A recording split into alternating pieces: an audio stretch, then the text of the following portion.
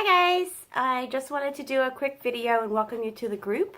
I'm just kind of going to go over some of the details of things to think about, a couple of little parameters that we need to make sure we pay attention to, and just welcome everybody here. So, first of all, thank you guys very much for joining me. I look forward to working with you for 1 month or 2 months or 3 months, whatever it may be that works for your schedule. My goal for you guys is that hopefully I can provide some education, provide some input, and help you guys, enable you to have the skills that will build a better team between you and your dog, that will build some fitness, obviously, and some conditioning for your dog, and that will help out in whatever venue, whatever avenue, whatever process it is that you would like to do, even if that's just to keep my dog moving and healthy and happy, which is obviously fantastic. So first, I'm just going to call out, I want to make sure, and this was a note that I posted before with all the details, make sure that your dog is injury-free. If there's any question that there might be an injury, I really need you to get it checked out and make sure that we know for sure that we're working within a safe zone. Dogs are really, really good at hiding pain. They're really, really good at not telling us necessarily that they don't want to work with us because they do want to make us happy. So I want you guys to also, while you're going through this process, work on becoming really in tune with your dog. Know some of their signs, know some of their signals, and start really paying attention to some of the small details that can be really good indicators that give us that there might be something going on. That would be Choo Choo, because goodness knows there must be something outside. So obviously you guys will see them. They'll be the demo dogs for the videos, but right now he's in the other room monitoring what's happening in the front yard. So just keep in mind that excessive panting, obviously it's summertime, so the dogs might be a little warm here and there depending upon how you keep your house, depending upon what they're doing, depending upon, the humidity levels, all of that plays into it. So just keep in mind that excessive panting, lip licking, being uncomfortable, not really being able to settle and be situated. If you run your hands over your dog and there's any bits of heat in certain areas but not so much in other areas, that can be an indicator of inflammation. Doesn't necessarily mean there's anything that we need to freak out about, but it's things that I want you just to pay attention to and start cataloging so that you have it as you move forward with your dog. And again, if there is anything that says, oh my gosh, I think that my dog doesn't feel good, you really have to stop actually working and make sure that you get checked out by a veterinarian. I am not allowed to discuss evaluating an injury. I am not allowed to discuss telling you what I think it might be, even though in a lot of cases I might have a good idea. I'm not allowed to talk about that. So I won't be answering any questions or going down any avenues that are kind of in that direction, as well as rehab.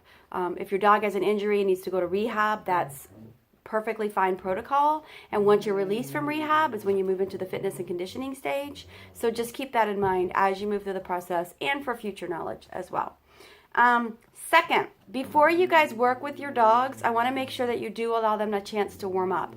That could be something as easy as a quick potty walk, something, free running in the yard, a little bit of movement here or there. We're not going to be doing, 15 sets of 5 reps and all this sort of long repetition stuff. We're going to be working on foundations and skills and understanding and knowledge and body awareness and your information of how to progress and things like that. So we're not going to be doing major intensive workouts for your dog per se, but they are going to be working and they are possibly going to be moving in ways they're not used to moving, because we're going to be looking at very specific function and formality with what we're doing. So just be sure that they do get a chance to move around a little bit, a couple minutes outside, a little potty walk, whatever it may be, some spins, some circles, some ups, some downs, little things like that, so that they have a chance to at least warm up a bit before you work with them. And then likewise, make sure at the end that you walk them back out a little bit, let those muscles kind of come back down to a resting state instead of going from nothing to 100 back to nothing. So make sure you give them some transitional periods in there as well. We will be working with foundations and details. You can do this on the flat, totally fine. There will be some items that will be beneficial and would be useful for you to have. The biggest thing that would be good for you to have would be platforms. And this is what I use for my platforms. If you've been to a clinic or seminar with me, you've seen these. These are the foam floor puzzle mat pieces. So they come in packs. They're 24 by 24 when they're when you buy them, and then I cut them down the middle and then make them into platforms, basically. They don't have to be this high, and if you have a shorter dog, you probably want to make it a little bit shorter, or if you have a younger dog, you might want to start with maybe half this height. The idea is that this gives a defined space for the dog to work in, and a lot of times it helps the dog to think about what they're doing with their body. When we work on the flat, sometimes they can be really sloppy because they have the opportunity to be so. But when we give them a defined working space, a lot of times that helps them think about what they're doing, and it helps you kind of get a little farther along in the process without as much headache sometimes.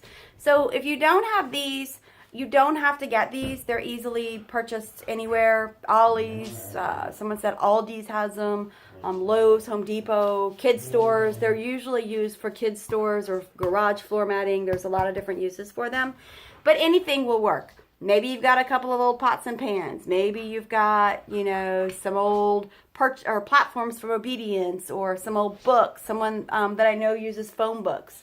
So as long as it's big enough for your dog to understand it and work through it without having any major issues, it's totally fine. Just make sure also whatever surface you put it on to work with gives them good traction, as well whatever surface their feet go on gives them good traction. If you need to add traction, yoga mats are great. You can get yoga mats for $5 at Five Below. Cut them up into pieces. Shelf liner paper works really good for that too. Just anything that gives them a little bit of a grip and a little bit of a tacky surface so that they're not slipping and sliding would be helpful as well. We will implement FitPaws equipment as we move through this. If you don't have FitPaws equipment, that's totally fine. You'll still be able to do the exercises. But what you'll see then is how you can progress and make things a little more advanced and provide a little more challenge to the dogs if you do have some FitPaws equipment. Use of hands is my next topic. I want you guys to be really sure when you're working with the dogs that you're doing your best to get them to do the skills and to do the movements without any physical manipulation. I don't put hands on my dogs to get them into position to show them necessarily what I want. The exception being that I might use a leg or a hand as a guide to kind of keep them in a position and kind of help them think about what they're doing, but I'm not going to actually put any physical pressure or any force or any manipulation that forces them to do a movement. I will help guide them if I need to, and I'll show you some instances of that when you see it in the videos. But just remember that the objective here is that the dog have a really good understanding of how to move their body, what they're doing with their body, and what's expected of them. And if we always do that for them, then it really hinders the learning process and can make it quite complicated.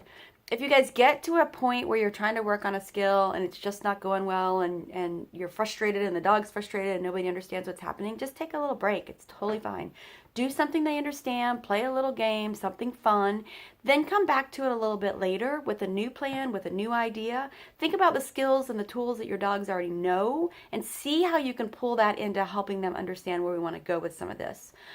Some of this is going to be familiar to them. Some of this might be a little different to them. And some of the skills that we're going to do, you might not have had the same expectations for when you trained it or when the dog offered it or when they learned it or whatever the case may be. But now we're going to be looking at things a little more critically and with a little more specificness involved. So there might be a little bit of some frustration and some things that you have to work through, and that's not a bad thing. But just don't be surprised that you kind of have to work through some of these foundations and some of these elements with the dogs, because it's new to them, it's new to you, everybody's learning here. So just keep it really positive and really upbeat. Short and simple, easy, quick training sessions. Great high reward value treats are awesome. The dogs love this game, absolutely love it.